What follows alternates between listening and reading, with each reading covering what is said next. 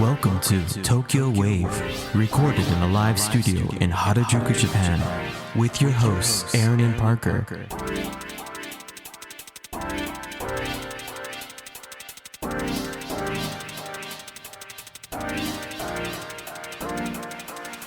Alright everyone, welcome to episode 68 of Tokyo Wave. We're your hosts Aaron Randall and Parker Allen. Today we are joined again by a special guest, David Wagner, media training, public relations, and Japan specialist. On Tokyo Wave, we bring you weekly updates from our studio in Harajuku. Join us in segments featuring this week's top news, political happenings, business, and other random garbage. Here are this week's top news highlights. Japanese mayor under fire for biting Olympian's gold medal. Sony's profits gain on Demon Slayer and digital camera demand. Central Japan doctor criticized after delivering baby under influence of alcohol. This week in Japan. All right, let's get started with our top news item this week. Japanese mayor under fire for biting Olympian's gold medal.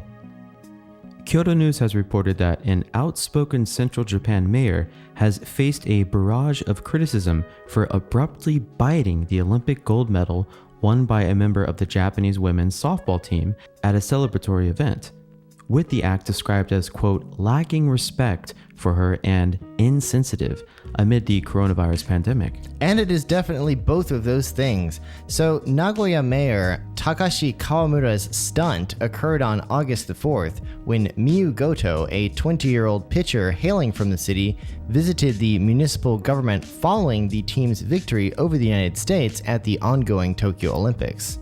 When Goto put the medal around the neck of Kawamura, the 72-year-old mayor first grabbed it and said, "It's heavy," before taking off his mask and suddenly biting it without asking her permission. Should ask for permission.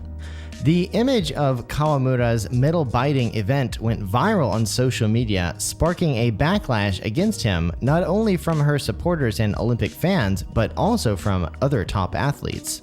I myself have been careful not to scratch my gold medal.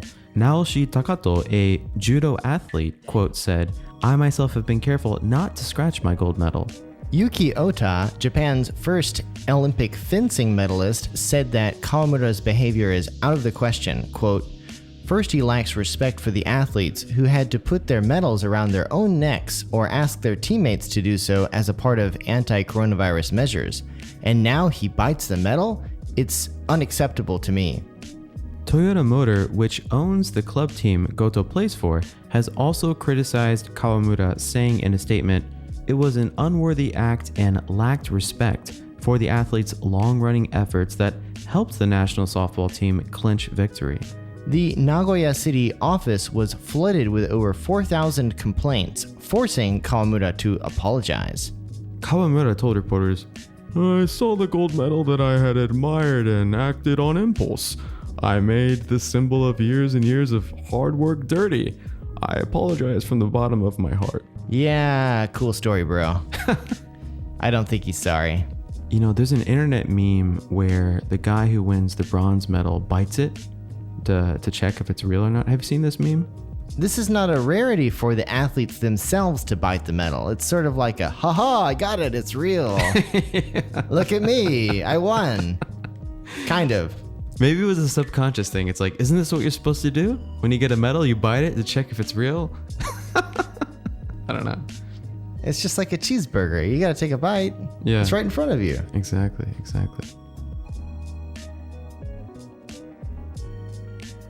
And up next, Sony's profits gain on Demon Slayer and digital camera demand.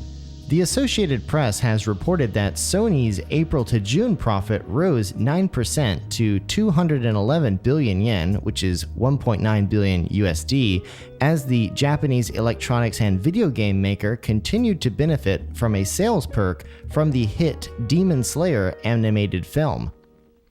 Healthy results in its music streaming business and robust demand for digital cameras, image sensors, and the PlayStation 5 video game console, which nobody can get a hold of, helped Tokyo-based Sony Corp's quarterly sales grow 15% to 2.26 trillion yen.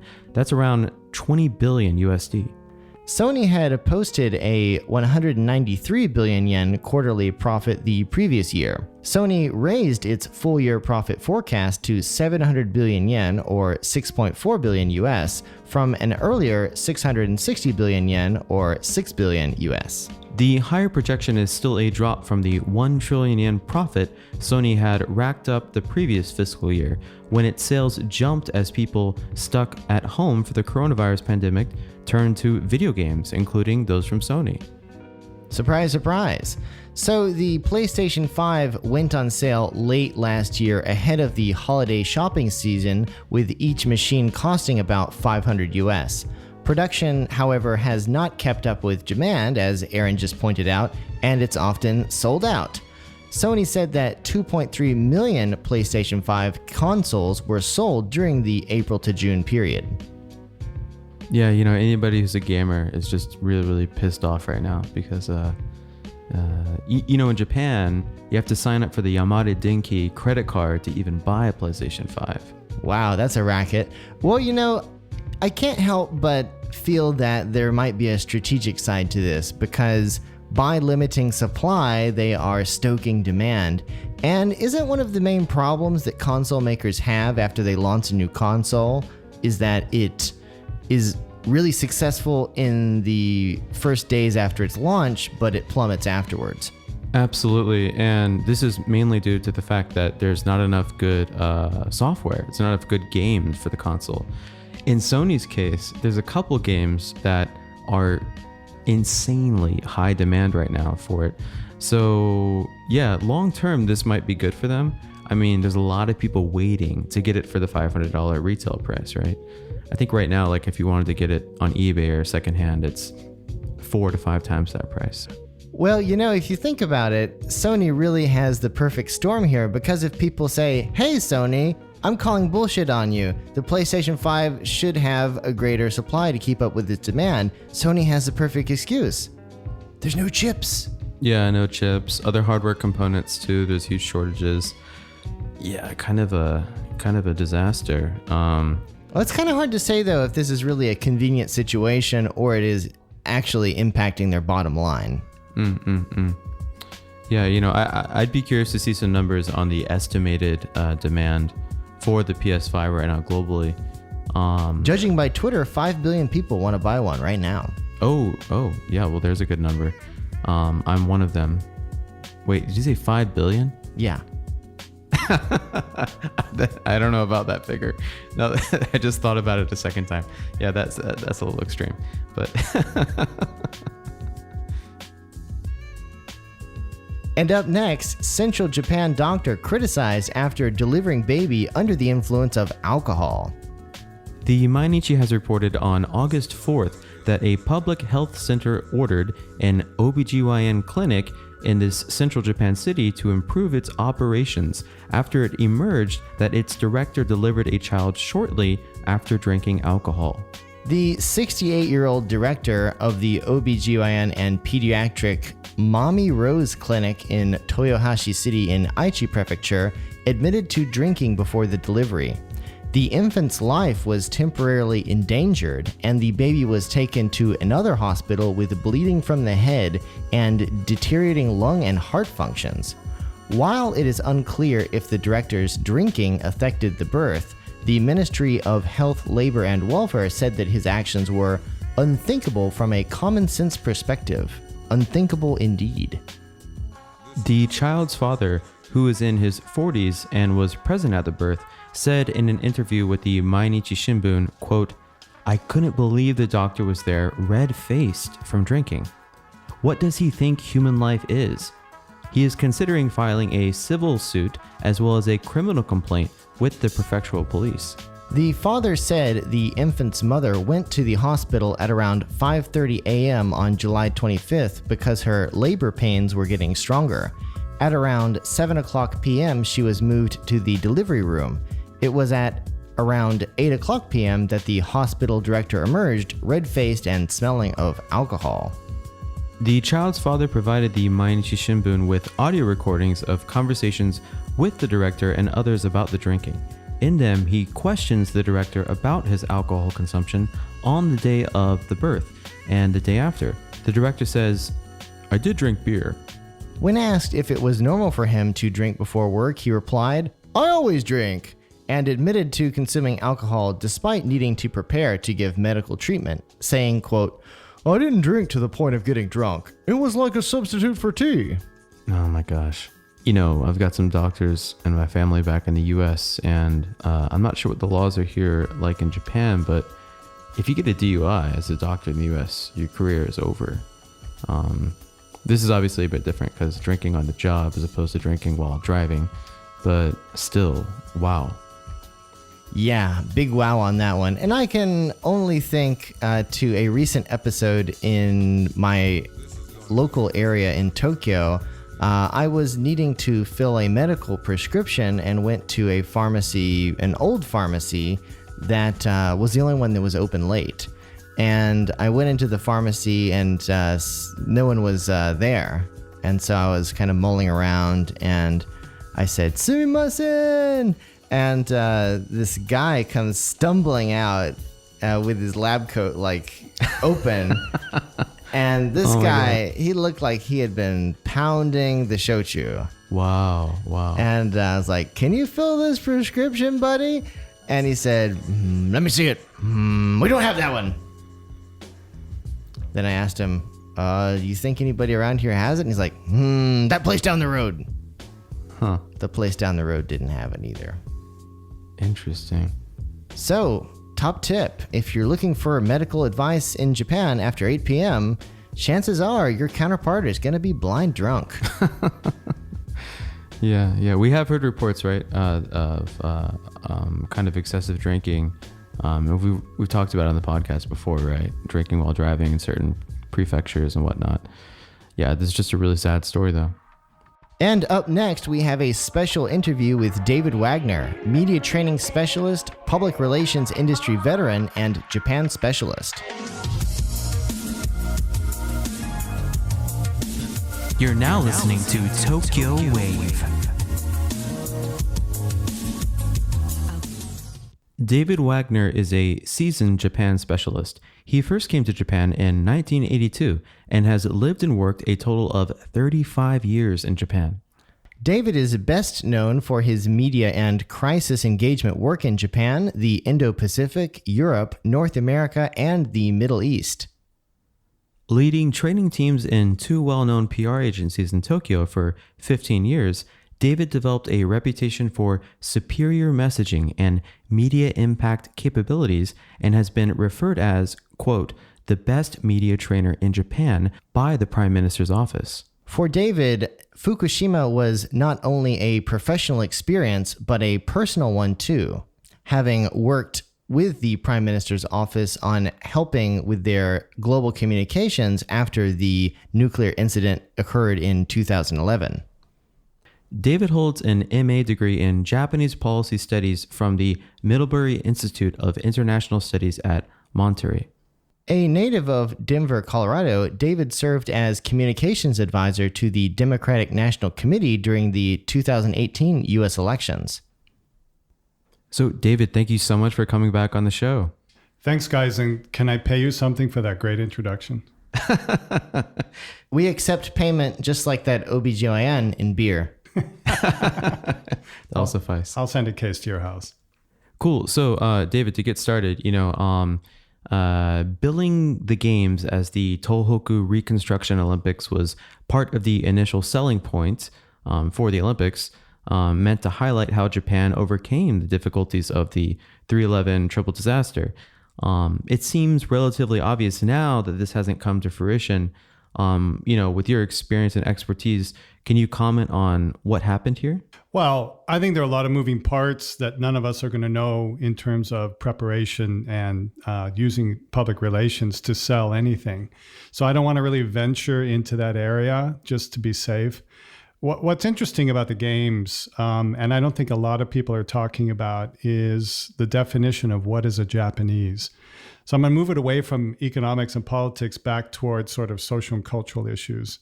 And it's been an interesting theme for me recently. Who is a Japanese? What is a Japanese? Is Naomi Osaka, the tennis star, Japanese? Her mother's Japanese. Her father's from Haiti. Does she have the right to be called a Japanese? She's got a Japanese passport. She represented Japan in the Olympics. She lit the torch. Is she Japanese? So it's an interesting topic.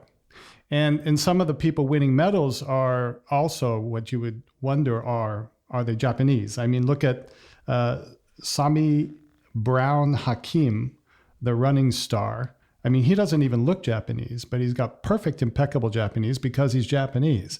And so I think rather than get behind what's going on with the Olympics in terms of the mechanics, I think it's an interesting self-reflection and a chance for Japanese to look at themselves in the mirror, because this is a mirror on what's happening with Japan as a whole.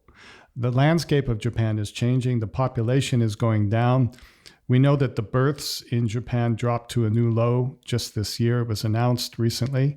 And we know that there are 126,650,000 Japanese as of 2021 in this current count. We lost 55,000 non-Japanese in the last 12 months who left Japan. That brings it down to 2.8 million roughly of non-Japanese in the populace. And I think if we look at that, that's about 3% roughly of the total population is non-Japanese. That's a changing Japan. And I think people need to start asking more, what does that mean? How can non-Japanese be integrated effectively? How can non-Japanese be used as partners in prosperity? And that's a fascinating topic. It definitely is. And it's a difficult topic for Japan as well, because the idea of one country, one nation, one nationality, one people, one race is very strong here. And this idea that people of different cultural backgrounds can also be considered Japanese and, of course, play on the Japanese Olympic team and, of course, even light the torch is a not brand new, but definitely an increasingly highly publicized topic of conversation. Yeah, it's relatively new in modern Japanese history. And I think the Japan Olympic Committee former head, Mr. Mori, who was let go for some of his comments on women about 6 months ago, I mean, there were stories in the media in the last week that he wanted more of a Japanese face instead of Naomi Osaka to light the torch. This is exactly what I'm talking about. This is exactly what Japan needs to sort out for itself. So we can look at the ministry, the Immigration Ministry of Foreign Affairs, wherever they've got a list of what defines a Japanese, what makes a Japanese, what is nationality. But it's a spiritual issue that I don't think a lot of Japanese have come to a consensus on. You know, bringing up Osaka Naomi lighting the torch during the whole opening ceremony, I'm like, when is she gonna come out? And you know, while they were running around, passing the torch, I'm like, it's got to be her last. It's got to be her last. And I eventually thought, okay, she's just not going to show up. But you know, when she did show up, I was happily surprised. I'm like, wow, they made the kind of more progressive move there, you know. Because yeah, it really sucks that she didn't win a medal. Yeah. Well, because she didn't win a medal, there were a lot of Japanese that booed and hissed at her. And if she had won, she would have been praised. So it's that same kind of thing, that anonymous ability of a lot of Japanese without putting their names on it to say what they think. And so I'm not going to get into racism and discrimination in Japan. We know it's here like everywhere else in the world. It's a mild form if it exists. But I think it's a real opportunity for Japan to start looking at what the future holds. Because look at the newborns and the deaths. We had in the last 12 months, 840,000 newborns in Japan, and we had deaths of 1,370,000. That's a deficit of around 600,000. So we're losing population every year. We know it's a real issue. Japan has the choice that they can bring in robots and AI to pick up the slack, or they can bring in non-Japanese, and they really don't want to do that in large numbers. But on the other hand, I think that's a great opportunity to do so. And I'm also really interested to see what happens with the closing ceremony, because obviously the two biggest non-sporting portions of any Olympic Games are the opening ceremony and then the closing ceremony. We saw some really interesting things at the opening ceremony. Of course, everyone talked about Naomi Osaka. My personal favorite part of the Olympic opening ceremony was when this kabuki actor came out and, he looked like the coronavirus. And I was like, oh my God, it's the coronavirus. That was done really well. I tweeted that. And then immediately afterwards, it became clear that he was the coronavirus. Yeah, the art direction for the opening ceremony, I think, was executed very well. I was a bit worried there might be some cheesy stuff in there. I think I mentioned before, but yeah, and they had for those who know, Hiromi Uehara came out on piano as well with the other kabuki actor, so that was pretty impressive. Which virus was he? I think he was just the famous kabuki actor. Oh, Yeah, not a virus. Well, it's a larger issue of what is the Olympics now. And what has it become? It used to be all about sport, and it's gradually over time become less about sport, more about money. The IOC making money, television rights, for example, NBC making money, not interfering with the U.S. Football season. So we couldn't possibly have the Summer Olympics in October, which is another ridiculous issue. It's not really about what's in the best interest of the athletes, from my perspective this time. It's what's in the best interest of the hosting nation, the International Olympic Committee, and the money and the creative talent behind that. And I don't know if that's going to be a theme that's going to be repeated or if it's going to gradually change. I think there's been a lot of criticism about that here, for sure. definitely. Well, I think it's also important to remember that the Olympics is technically about sports, but it's also very much about sponsorship. I mean, remember the 1996 Atlanta Games, which are probably more accurately referred to as the Coca-Cola Games because, by and large, it was the big money sponsor Coca-Cola that brought the Olympics to Atlanta. And the Olympics is also no stranger to scandal and crisis, as in that very same Olympics, we had the bombing. And it's definitely, we've never had an Olympics like this in the middle of a pandemic, but there's lots to unpack about what's going on with the Olympics and how it can stay relevant in this digital age. I mean, we're already seeing that television viewership is way down. And I'm sure that NBC, which paid a boatload of money to get exclusive broadcast rights in the United States, they're already scrambling. I've heard that they're offering the advertisers other spots to make up for the lack of Olympic eyeballs they had paid good money for. But this is also about nationalism and national pride. And Japan has a lot to be proud of. Every nation does. They have great talent all over the world. And I think also look at Japan, what it's done in this Olympics so far. It's won the largest number of medals cumulatively in history. So Japan's got a lot to be proud of. Definitely. As far as the society impact on the Olympics and what that means for Japan, obviously Japan wanted the Olympics to come to Japan, of course, not just because of the sport, but also they wanted eyeballs on the Japanese nation. And the Olympics were invited to Japan, or rather Japan vied to be able to host the Olympics very strongly because of this Fukushima issue that they wanted to get over, and also then Prime Minister Abe's desire to show a new Japan, a stronger Japan, which is a leading economy and also a leading voice, an increasing voice in global affairs as well. So this was really supposed to be the public diplomacy magic bullet for Japan. And the question is, has it been that? No, I don't think it has. It's been a focus on extreme heat. It's been a focus on mistakes made at places like hotels and accommodations. Those are grabbing the headlines. And that's typical of what grabs the headlines is bad news. So, I don't know how you eliminate bad news from any particular public event, but it's all about managing the message. I think Japan could have done a better job so far. Do you think there are any severe missteps? I mean, given the situation, obviously, we're having an Olympics and a pandemic. Of course, Japan motored that through. even though there was a lot of criticism, a lot of people said that the games should not be held under these circumstances, even after the delay, which ironically ended up having a worse pandemic situation than the originally planned Olympics, which were supposed to happen in 2020. Given that, though, given where we stand and given the obvious reality that Japan did decide to hold these games, do you think there was anything communications-wise Japan could have done to do a better job? Oh, yeah, a lot of things. I mean, especially leading up to it, right? You had the Mori debacle where he made those comments about women are noisy in meetings. That grabbed the headlines. And in fact, if you look over the number of months leading up to the Olympics, there was nothing but mistake after mistake. You know, the art director used to be a bully. The person who did the opening act made comments about the Holocaust. It was just one mistake after another that was mismanaged for sure. But I think more than anything, to me, what this is for the people of Japan is an example of being blatantly ignored by decision makers.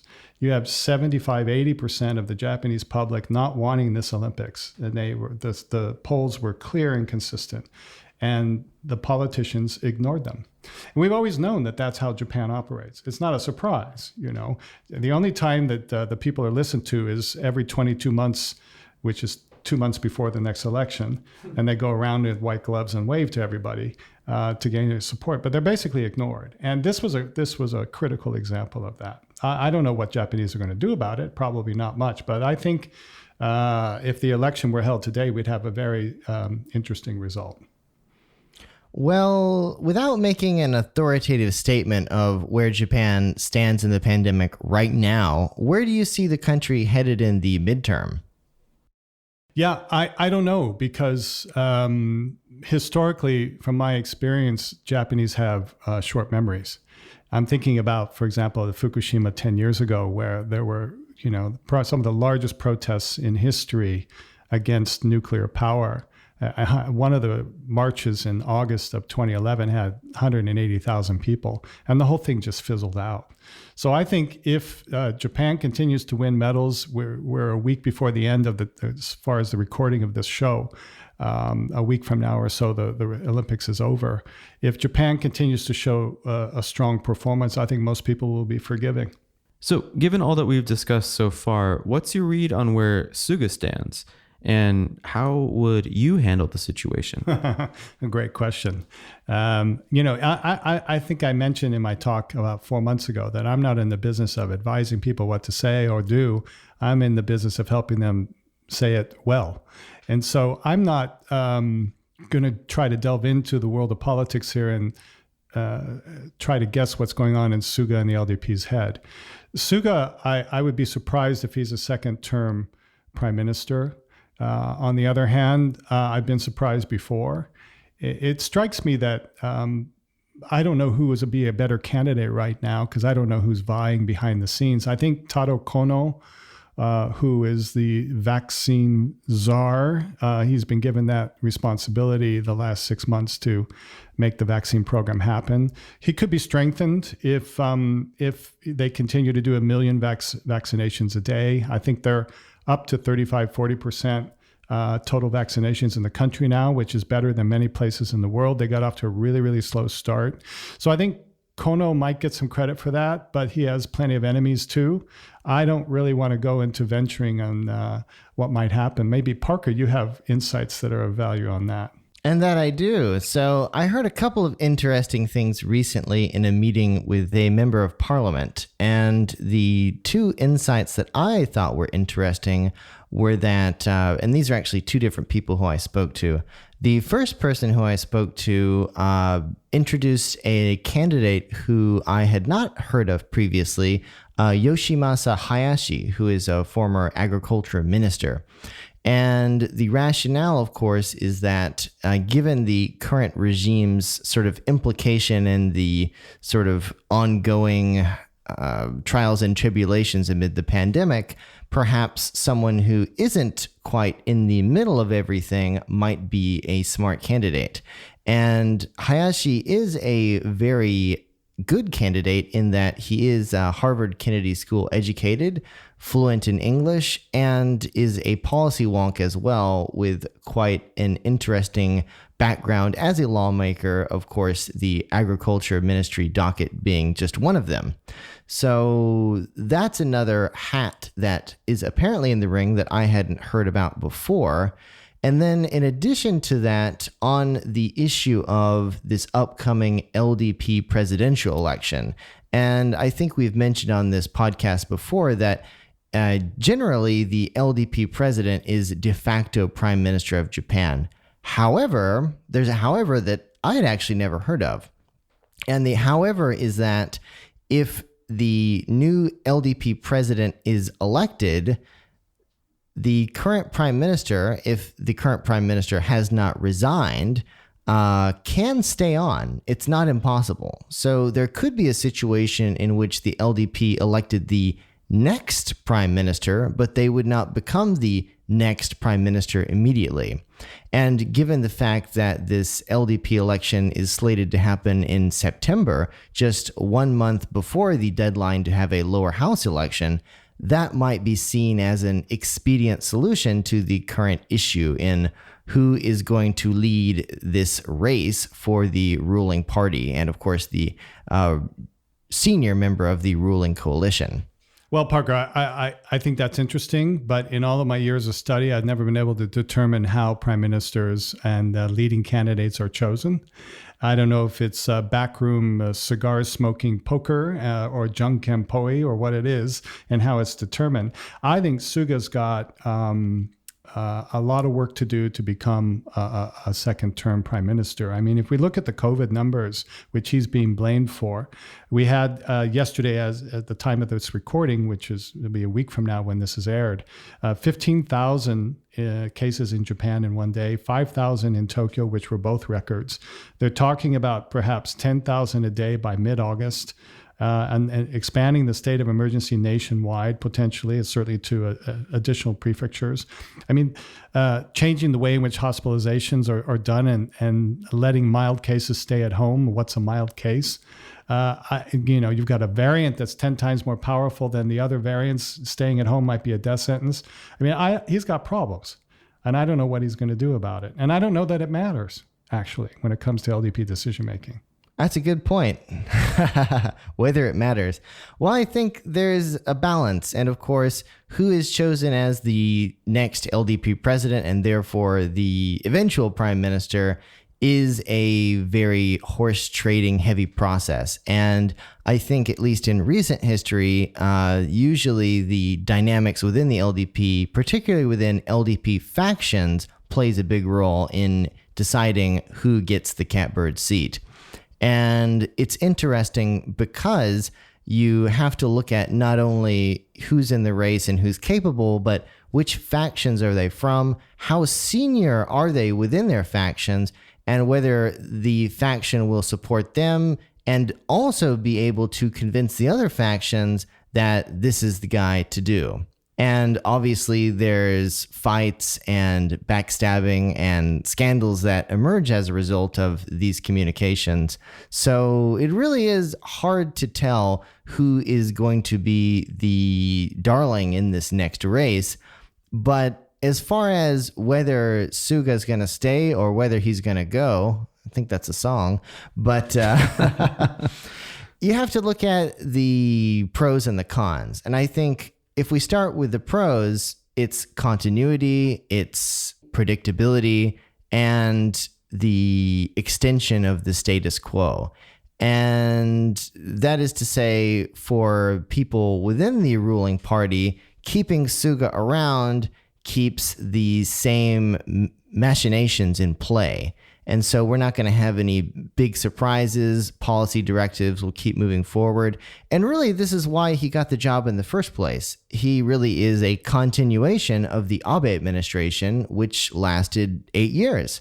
And a lot of people in power like that because they know what's going to happen. It's clear. There's a clear path forward.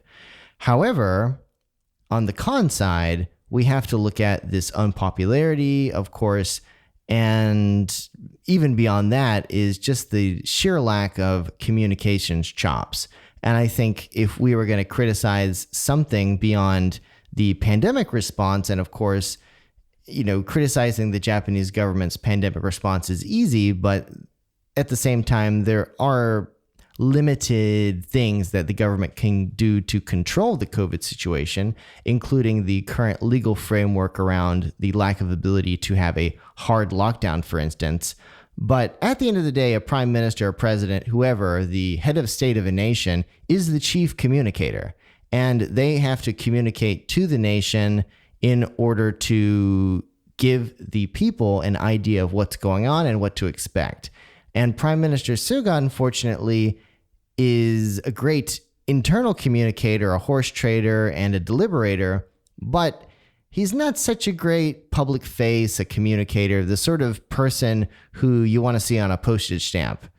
Well, and evidently that's not been very important, because he obviously is my last choice for a prime minister when it comes to the visual impact.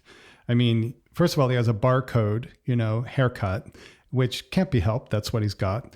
On the other hand, and in global meetings at the G7 recently, he didn't know how to act. He doesn't know how to communicate on a global level. He's not the right man for the job when it comes to having impact visually. But that's not a top priority. And so it really is a tough one to call. But of course, the result of this thing will, of course, deeply impact Japan's public policy, at least in the short term, of course, with mid and long term implications. Yeah. And I mean, one of the things that I see as a change under his leadership, or continuity from the past, is a movement toward, more vocal support for Taiwan. That's obviously not just Suga's doing, it's also the foreign ministry and other players. But it's pretty clear that Japan's being much more assertive with its stance related to Taiwan. And I think that what's been interesting is traditionally Japan's looked to the U.S. for sort of national security support, and it's looked to China for economic growth. That's where the conflict lies right now. And you throw Taiwan in the mix, it makes it even more complicated. Absolutely. And, just to backtrack for a second, David, you spoke about the COVID case numbers here in Japan. And while you're here as well, Parker, I'd love to ask you guys, because I get asked this question every day from family and friends that want to come here. When is Japan going to open back up to travel? And everyone seems to have this idea that after the Olympics, everything's going to be open. I don't know if you guys have heard this from me. I see, David, you're shaking your head. I'm shaking my head. No, I don't see how it can be. First of all, the Delta variant is far from under control. Mm-hmm. Secondly, I just received yesterday in the mail my vaccination passport from Minato Ward, where I live. Well, I can use that in like 8 countries, including Bulgaria, which I have no opportunity to go to. So the vaccine passport is useless for somebody from the United States. And I don't think that they're going to get to the level where it has global application for many, many countries for a long time. I see this continuing all the way into 2022, if not longer. I don't know if Japan's going to be able to open up. And now we've got numbers rising in multiple cities throughout China, which, again, they thought had it under control. This thing's going to spiral out of control for months now. I don't see anything changing. Well, as far as my 2 cents, if you look at the domestic vaccination numbers, obviously they are rising, but the question is, when will they sort of peak out as it's happened in other democracies? I've heard most recently that we're eyeing a 50% vaccination rate as soon as by the end of the month, which is August as of this recording. Mm-hmm. And with that, Japan can start thinking a little bit more progressively about opening it up somehow, but that is, of course, hinging on the domestic number of cases, which continues to rise, of course, over 5,000 cases a day as of yesterday, right now. Most optimistically, I've heard that the number of cases might peak out within the next week or two.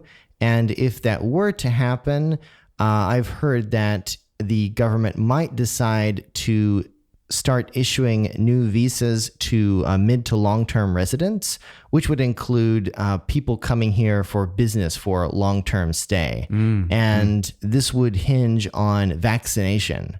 So this idea of you can come if you're vaccinated, and I'm sure there are going to be other conditions, might be part of the new normal for traveling to Japan. But the question really is about tourist travel. When is it going to be both safe and politically possible for Japan to start opening up back to tourists? Of course, the vaccine passport is one thing. Some sort of independent system that Japan administers would be another thing. But it's going to continue to be an issue. And as far as the timeline, I don't think anybody knows right now. No, but nobody I does. think that it would be very cavalier to say that we're going to have tourism later in this year. I do think we're looking at next year. But there are a lot of unknowns. We've got the Delta variant, which is prominent now, but what's the next variant after that? And then There's Lambda and Zeta and I felt the Phi. And also then comes, do we need additional booster shots? And does that go into the mix of getting permission to go into another country? I mean, I just watching what's going on in China. China's going to have the Olympics next year. They don't want to have this problem. And so I think Japan's going to do what everyone else does. They're not going to lead, they're going to follow. And right now the US is talking about having the requirement for non-Americans coming to the United States to have vaccination proof. Japan is doing the same thing. That's the trend. That's where we're going. I don't think anybody can say where we're going to be 6-12 months from now. Depressing. Well, let's switch gears. So recently you told me that you've been visiting the rural Izu Peninsula in Shizuoka Prefecture. How's it been so far? And what can you tell us, good and bad, about the Japanese countryside? Oh, that's an interesting topic. Yes, I've been going down. I've got a couple of friends that have a place down there, and obviously still refurbishing it and getting it into shape and planning on doing sort of an Airbnb type of situation.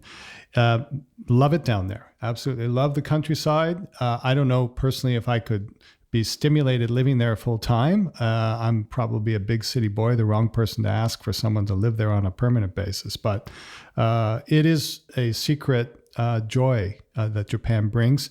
And I know that in the old days, right after the war, I used to hear about a lot of Americans that would, leave the city on Thursday afternoon or Friday morning and go down and stay in Izu or down in different parts of Japan through Monday or maybe Tuesday.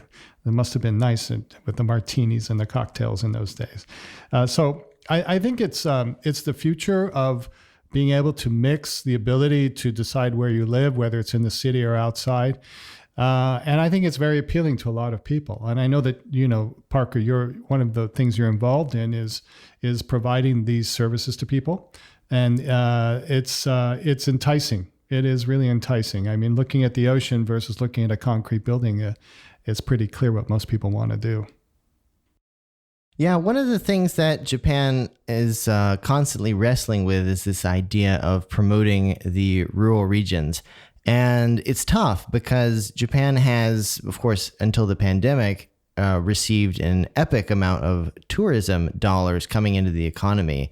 And, Kyoto, Tokyo, Osaka, Fukuoka, Hokkaido have received amazing benefits as a result. However, that effect hasn't really trickled down to other parts of Japan, which are often overlooked. And not just by tourists, but also by Japan residents as well. Well, what is the number? Correct me if I'm wrong. It's 13 million empty homes across Japan, including Tokyo. 8% of all dwellings are empty. I mean, it is a great opportunity for anyone with different levels of economic capability to buy their own place, either on the cheap and fix it up or buy something reasonably priced. I know that compared to a lot of real estate in the United States, in places like Seattle or San Francisco or New York, it's a steal here. And it's a big secret, actually. But when you talk about tourism, I wrote a piece in LinkedIn the other day about how wonderful it is not having any tourists here. I got some pushback on that, but the point I'm making is this is the old Japan that I remember when I came here in the 80s. There weren't many foreigners here. It was just that's what we've been living the last year plus with COVID. And I've really enjoyed it. I've got to be honest. I understand the economic impact, and a lot of people are suffering, and I agree with that. But I'm perfectly happy not having a lot of foreigners in Tokyo right now. And it's funny, I have two short stories about that. The first is that all of my friends who have visited Kyoto during the pandemic have said the same thing. It's the best that it will ever be. And I can only agree with them. I mean, Kyoto is a beautiful city, but when I went, at least, it was inundated with tourists. And it's kind of overwhelming, especially if you're used to Tokyo, but you kind of went on vacation to get away from that. In a normal year, you cannot do that in Kyoto. It doesn't work. Yeah, well, it strikes me that Japan has sort of invited 40 million people to come here on an annual basis, but they don't really have a methodical plan for managing it well. And that's a city by city responsibility. It's a prefecture by prefecture responsibility, but it's also a national government responsibility. I don't know. Is there a national plan for this? I haven't seen it. That'd be kind of funny in the closing ceremony. It's like coming soon, you can come back to Japan. I mean, if they gave tourists a date, even if it was like far in the future, that would be a great PR boon. Yeah, well, but there's the larger issue of what they call in Kyoto and other places tourist pollution. You know, people are coming and they're not respecting cultural norms. And I don't know that it's so unusual in Japan that people from outside of a culture come to visit and drop their cultural baggage at the airport. I mean, people are who they are. And so I want to make sure that the people that come here, as much as possible, respect cultural norms, but that means they have to understand what those norms are. And that is an education process by the state to make sure that people have materials to read up, you know, leave it in their hotel rooms. You know, by the way, this is how things work here. Don't just leave it and assume that everyone's going to read up on it before they come. A lot of people will, a lot of people won't. So there's Gideon's Bible and the Japan rule book. Well, the Olympics have a rule book. Why can't Japan have a rule book? And here's how you work the Toto toilet. That's very important. You know, speaking from personal experience, 2016, went to Kyoto. It was a disaster with how many people were there. I went there last year, probably one of the best trips I've ever taken in my entire life. Compared to the first time I came to Japan and toured the country, really, like, you know, it was movie-esque. There's been movies that have shot film in Kyoto, and they always, you know, clear out the area so tourists are not in the shots. But man, there was nobody there. It's like, you know, you talk about Zen and everything. I was in Zen for like 4 days. Like it was like a mental, spiritual retreat. It was amazing. So talking about movies, my other story is about a film director friend of mine who recently went up on a shoot to Niseko in Hokkaido. And we were text messaging back and forth, and he said, "Dude, how have we never been to Niseko? This is awesome. We should have country homes up here." And I immediately texted him back, "Well, don't you know how Niseko is usually?" And he said, "No, what about it?" It's kind of sort of this massive tourist destination for only foreign tourists. And then he texted me back, "Never mind, no country houses." But I think I want to go back to the issue of integration of non-Japanese. I think it's a critical issue for the future of this country. And I'm also interested in talking about how young Japanese can be a catalyst for that change, and how young Japanese are changing Japan, as any young generation in any country does on a normal basis. But linked to this are some critical changes going on in the Japanese economy from what I can see, and that is the level of poverty that's rising, just like it is in many parts of the world, and the ability of young people to save. You know, it's interesting. The savings rate in Japan is 15.7% as of 2020. In the US, it's 17.8%. But, you know, it struck me as really surprising that the savings rate in the United States is higher than Japan, and that's because of stimulus money, people putting those checks in the bank. But it's an opportunity, again, for young people to be the catalyst for change. We talked about going to Izu, going to the countryside, living there, picking up an empty home, rebuilding it, refurbishing it, starting a new business. This is happening all over the country. And it is a good place to start a business. People always talk about how difficult it is to do something here in Japan, but in my own experience, and I think the experience of many of my colleagues, it can be surprisingly rewarding to have an economic impact on the economy here in Japan. Yeah, I've got, 3 friends waiting to come back here, and they all want to start businesses outside of Tokyo, in the countryside, for a lot of the reasons that we've discussed. I can't believe it, but we're in the second year of this pandemic now. So, David, how have you seen your business evolve over the last 18 months? And are there any particular notes you'd like to make about how your business has progressed during the pandemic? Yeah, thanks. Thanks for the question. My business is a very unusual business. I do consulting with multiple companies around the world, and my life until 2019 was on airplanes. I think in 2019, I had 36 separate international flights. It's roughly 3 a month. It was brutal, coming back to Tokyo for a week, going to Singapore for a week, flying off to, another city, going to India, going to China. I think what I've been happy to see in my business is to leave that behind and move virtually to Zoom and Microsoft Teams. And I'm doing, I'd say right now, 100% of my work is that way. I think in the future, like everybody, we're going to have to make a choice as to how we change that. For me, for my own decision making, I'd like to keep it virtual for obvious reasons. I'm not interested in getting on planes and going to hotels anymore. The allure of that kind of lifestyle is pretty much over for me, partly because of my age, but also I've been there and I've done that. And I like the idea of being able to sit at home and strut my stuff. So it works. It's working for me. It's interesting, too, how you have to change your pricing models.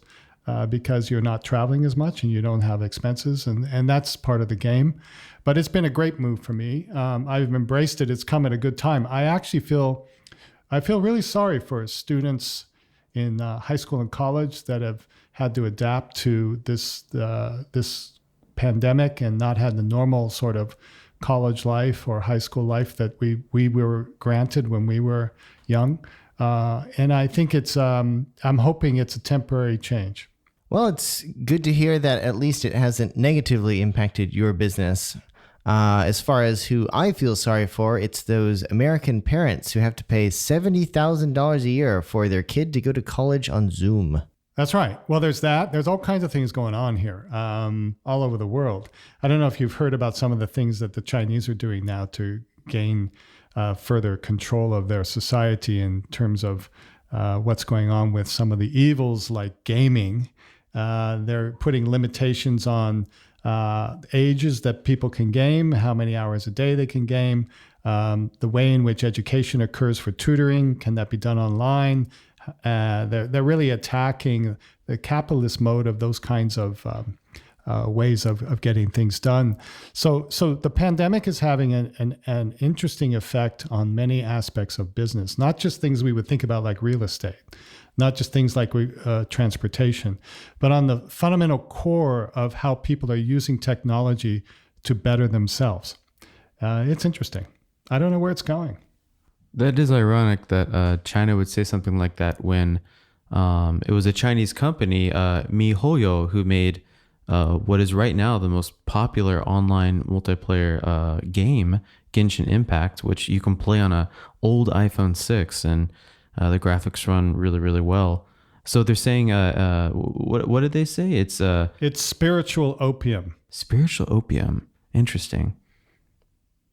Sounds about right, possibly. How do you smoke it?